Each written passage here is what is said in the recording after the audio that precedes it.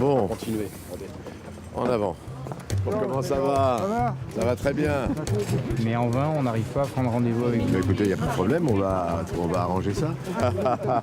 Bon, on compte sur vous le 23. Est-ce l'adrénaline de la dernière ligne droite, l'instinct de l'animal politique? Philippe Duron semble rasséréné, ragaillardi.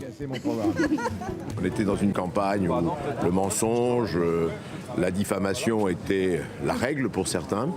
Et depuis que j'ai adressé une lettre à toutes les Canaises et tous les Canais, je pense que le ton et surtout l'écoute a beaucoup changé. Cette lettre adressée aux électeurs est une réponse, je le cite, aux basses attaques. Philippe Duron y livre sa vérité sur ses indemnités d'élus et sur le cumul des mandats. Depuis des mois, il est vrai, l'opposition de droite et du centre ne cesse de brocarder un député-maire, président d'agglomération, à la carte de visite longue comme le bras. J'entends de la musique. En tout cas, merci de votre accueil. On veut l'éjecter. Sur le terrain, la tête de liste UMP veille à ne pas en rajouter. Mais au passage, Joël Bruno précise bien que lui sera un maire à plein temps. C'est un boulot à temps plein, oui, c'est clair. Et on n'a pas besoin d'être en plus parlementaire, d'autant que ça n'amène rien de plus pour la défense des dossiers locaux. Mais bon, encore une fois, c'est pas l'essentiel. L'essentiel, et c'est là où le maire sortant, à mon avis, fait une mauvaise analyse, l'essentiel, c'est le fond de sa politique. Et sur le fond de sa politique, il est aussi contesté.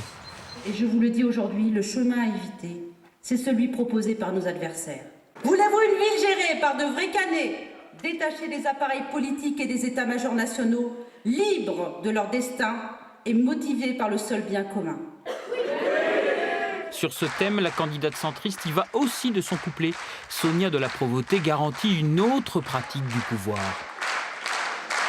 On est dans un siècle qui sera le siècle des citoyens. Qui est le siècle des citoyens? Il est fini le temps où une personne seule en haut d'une pyramide a tous les pouvoirs dans les mains et décide seule ou avec une poignée d'aficionados qui sont autorisés à travailler avec lui.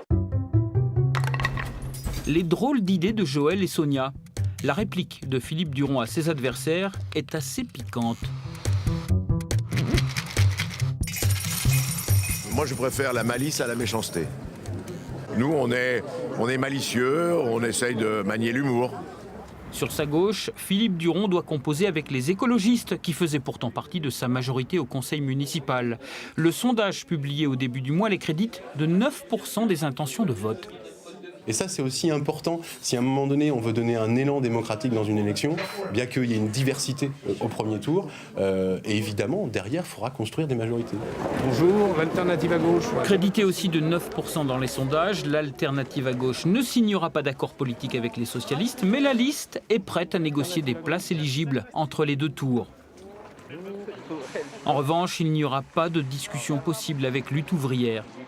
François Hollande, c'est lui qui assène des coups aux travailleurs, qui donne 30 milliards de cadeaux au patronat et qui dit déjà qu'il va faire payer les couches populaires. Donc nous, on dénonce François Hollande, on ne va pas proposer des choses à M. Duron. Et quand M. Duron prétend être le seul capable d'assurer... À droite, Sonia de la Provôté et Joël Bruno devront aussi s'entendre entre les deux tours. Moi d'ailleurs, je suis assez surpris qu'il y ait encore des Canaises et des Canais qui votent, si vous voulez, pour l'UMP ou pour le PS. Et il faudra aussi compter sur le Front National, bien décidé à déjouer les pronostics. Ce qu'on espère surtout, c'est bien sûr dépasser la barre fatidique des 10%, de manière à pouvoir avoir des élus, être au deuxième tour et, voilà, et pouvoir faire entendre la voix du Front National au sein des conseils municipaux. Bon, on n'a pas d'espoir, si vous voulez, de remporter la mairie, soyons modestes. 7 listes sont en concurrence. Caen serait l'une des rares villes de plus de 100 000 habitants susceptibles de basculer. Le premier tour donnera déjà une indication. J'entends faire un projet comme cela.